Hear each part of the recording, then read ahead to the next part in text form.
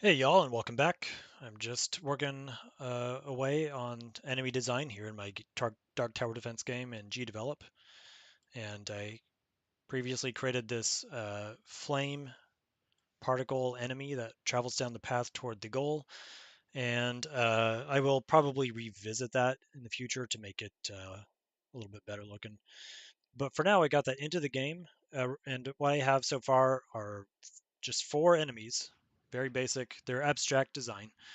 So the most basic enemy type is this orb, this shadowy orb. I have a sort of a snowflakey looking one, the fiery one, and also this skull design. And let me see. If I just manually plop one out here, let me delete the fires. I have this skull. Oh, there's one more fire, and it'll spin. And what I have in mind is that it's going to, it could be sort of a boss type of enemy, and it's going to spawn little baby skulls, all of which will serve as enemies. And I use the term enemy as a category for enemies that will come down the pathway, hit your goal, at which you'll lose points. Uh, so to be distinguished from, say, an enemy projectile, which might be like a bullet, which would have a different behavior. So what I want to do then is basically take oh, also here's what if the baby skulls, if they were to come out of this boss type of entity, would look like this, and they're blue in this case. So much tinier, much faster, lower damage than the boss would be. But right now I'm not dealing with the damage. I'm dealing with the general art implementation and speed. So what I want to do then is just build off of one of these and make yet another enemy design. And I don't have anything along the lines of sort of a toxic poison type of enemy yet. So I'm going to take one of these and let me grab the skull. The reason I'm going to copy and paste it is because they have these behaviors such as flash, pathfinding, a sticker behavior, which allows me to stack especially multiple sprites together. Let's say I want a simple collision box underneath the particle effect. So I need the sticker behavior. So let me take this one, duplicate it. Let's call it enemy, I don't know, toxic. And then let's edit that one. For starters, let's pick some colors. Let's just say green. And let's have it fade to a really dark green. It's going to go down in opacity as well. So, but I think having it go darker is the way to go. And let's just see what, with the skull sprite, let's see what that would look like in terms of the color. Let me delete these other instances. Just plop it out here.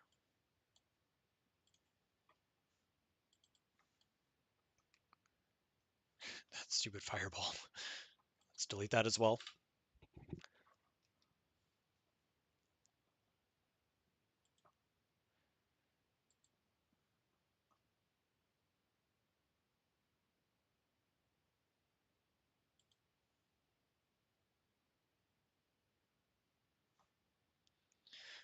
Okay, and it's not moving, so let me add it to the enemies group, the parent group, so it gets the enemy behavior. There we go. So it should now move along the pathway. All right, very slowly. I think I want higher contrast though, so I'll make the ending point, the ending color even darker than it is.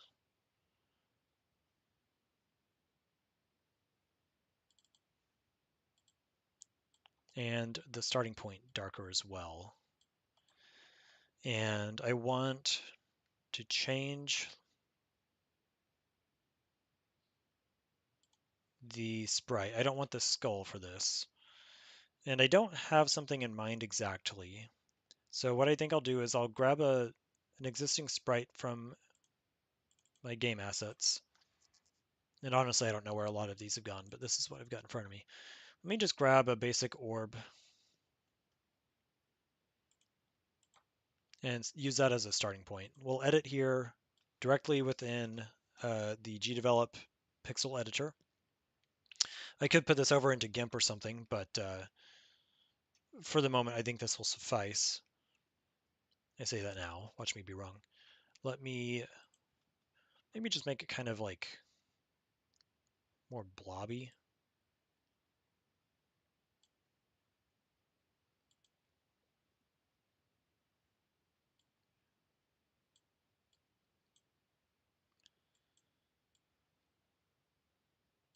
You know what? Probably don't want the mirror pen.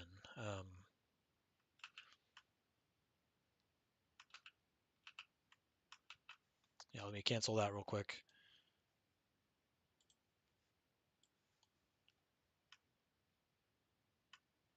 And I'm going to leave it in grayscale because, as you just saw, we have the colors. We can change the hue uh, programmatically. So,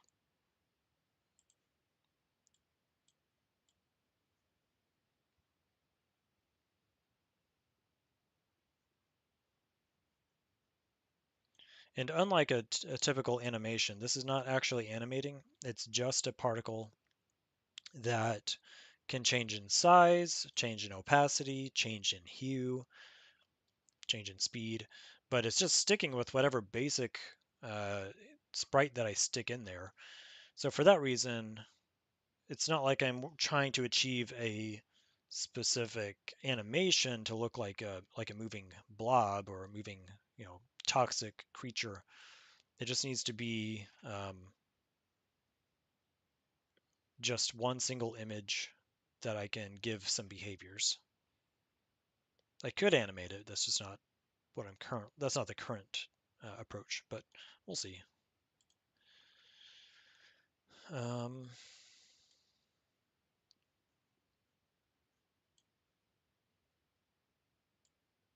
Maybe give it some holes.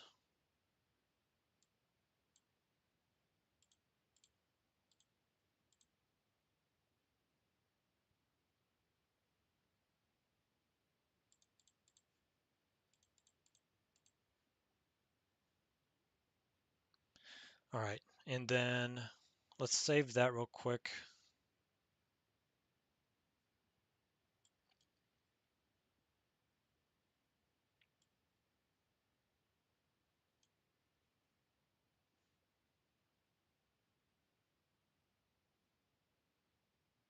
Not sure why I made the middle part yellow, but whatever. All right, so let's see what it looks like, and then I'll come back in. Holy, that's small. Way too small. That is because that skull sprite was way bigger. Let's put this at 100. Oh, sorry, that's rotation. Let's put this at 100 start size, 50% end size, and see what that does. Okay. So hopefully you can kind of see what I mean. It's green. It's not a perfect sphere. It's not great, but it might get the idea across. What can we do to fix that? Um, if it were more oozy, right now it's kind of cloud-like. What if it was oozing a bit more? So let's try putting some gravity on it. That's down here. Gravity particles on x-axis 0. We want it to go straight down. So we'll say gravity particles on y-axis. Let's try 500. I don't know. I don't think that's pixels per second, but okay. So now it's sort of dropping the smoky effect.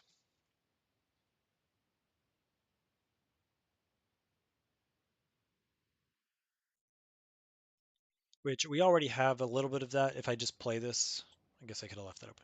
If I just sort of play this and show you some of the snowflake-like ones, I have a little bit of this sort of steam smoke coming off the back of it. For this toxic greenish one, what I would really prefer is more of a drippage. It's not actually supposed to be slime, it is supposed to be a shade. That's the theme of the game. But let's see if we can make that a little more solid. Maybe if the end opacity is not 0, what if we set that to, let's say, 40? Let's just see what that does.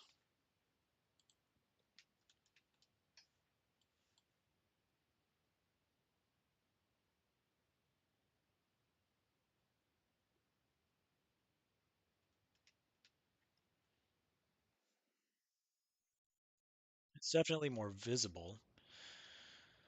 Let's see.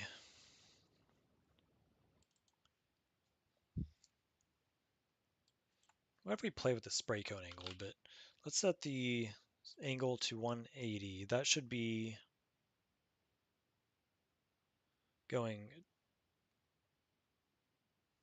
it's going to look funny. Watch this.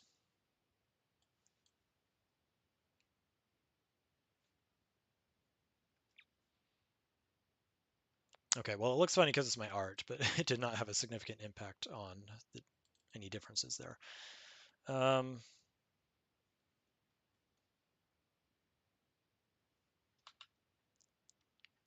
curious now. Let's play with this number.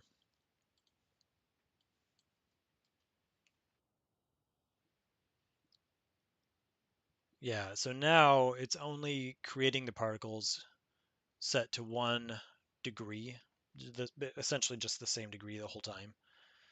So we don't get any sort of weird rotation effect, which is not really what I'm going for. So let's set that back to 360 so we get all possible angles. The emitter force, we could make that like a lot bigger, and then it's going to spray like all over the map.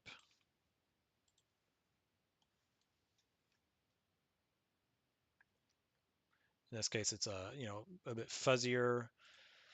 And if we wanted to get like extreme with that, we could set it to like 200, minimum of 100. Let's test some of these boundaries here. There we go. See, it's like popcorn. So that's really what we're working with for the particles. You can see them very explicitly there.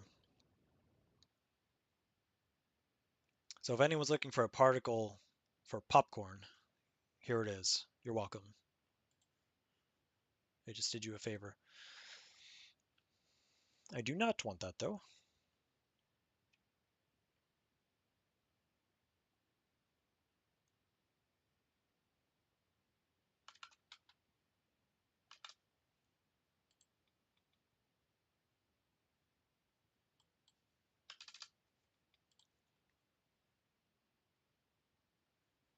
What if I don't change the size? Let's see what that would look like. So instead of decreasing in size over time, each particle will just stay the same size.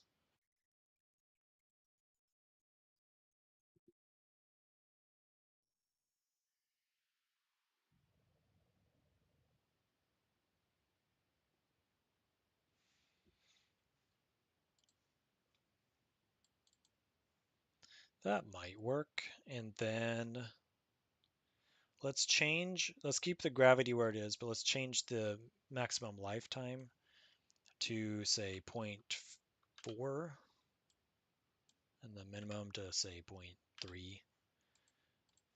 See what kind of nonsense this will look like. Okay, so we get a shorter stream dropping off of it.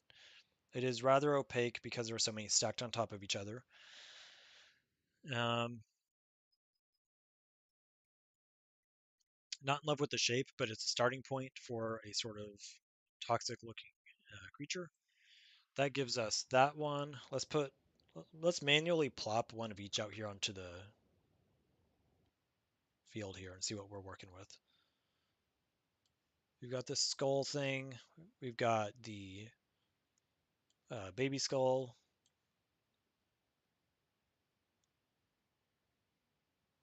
the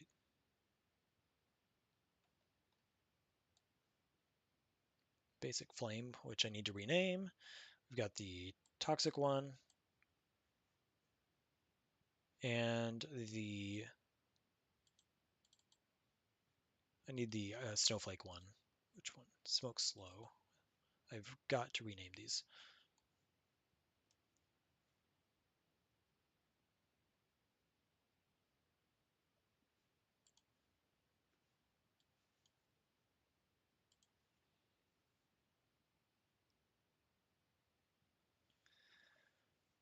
Okay, so let's try that again. The fireball, the little baby skull, the greenish one that we just made, the skull, and then coming up here we've got the basic shadow and a snowflake-like one. Um,